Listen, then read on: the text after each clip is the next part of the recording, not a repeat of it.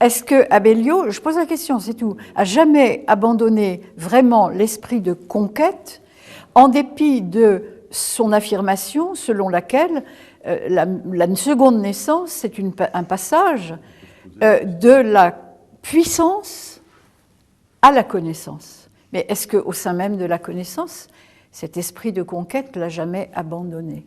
Ce qui nous amènerait à cette question, peut-être, qui devrait se poser avant celle même du Père et du Fils, c'est-à-dire le rapport, dont nous n'avons pas parlé dans la première émission, Lucifer et Satan. Pourquoi Abellio s'est-il tellement intéressé, je crois que c'est un aspect passionnant de sa pensée d'ailleurs, au rapport Lucifer-Satan? D'abord parce qu'on a affaire à travers ces deux figures métaphysiques chez lui. Tout à fait, oui. Nous avons affaire finalement à la classique opposition entre l'esprit et la matière, et que dans son intention d'accéder à la totalité, il est inconcevable de faire le choix de l'une au détriment de l'autre.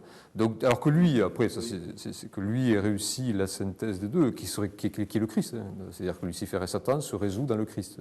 Lucifer apporte une lumière glacée et cristalline, alors que Satan enferme les formes dans une espèce de fascination. Et alors, il y a une structure très précise, c'est-à-dire qu'il dit que Satan choisit la matière par refus de l'esprit. Et Lucifer choisit l'esprit par refus de la matière. Donc ils sont contre avant d'être pour. Seul le Christ, dit-il, est absolument pour. Évidemment... Maintenant, je ne pense pas qu'on puisse poser, comme vous le faisiez, Françoise, on peut se poser la question de savoir si lui est vraiment abandonné, mais on ne pourra jamais le savoir. Enfin, moi, je me suis posé la question aussi, et un certain nombre de personnes que je connais, qui connaissaient Abellio, se sont posé la question aussi. On ne peut pas ne pas se la poser. À ce niveau-là, on ne peut pas la renvoyer vers lui. Oui, mais alors, est-ce que vous ne pensez pas aussi que son intérêt pour le couple Lucifer-Satan tient non seulement à une problématique personnelle, mais aussi à une problématique d'époque? Et ça, on en reparlera dans la troisième table ronde. Autrement dit, nous vivons un temps dominé par les lucifériens, qui sont en gros les intellectuels, coupons court. Au fond, c'est la domination d'une intelligence non transfigurée, non? Oui, oui. Et l'exemple du luciférien, il l'a trouvé en la personne de Sartre. Ah oui, oui, oui.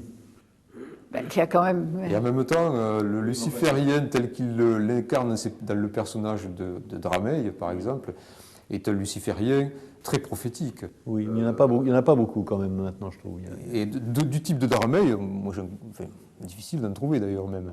Oui, on ne reconnaît pas. Non.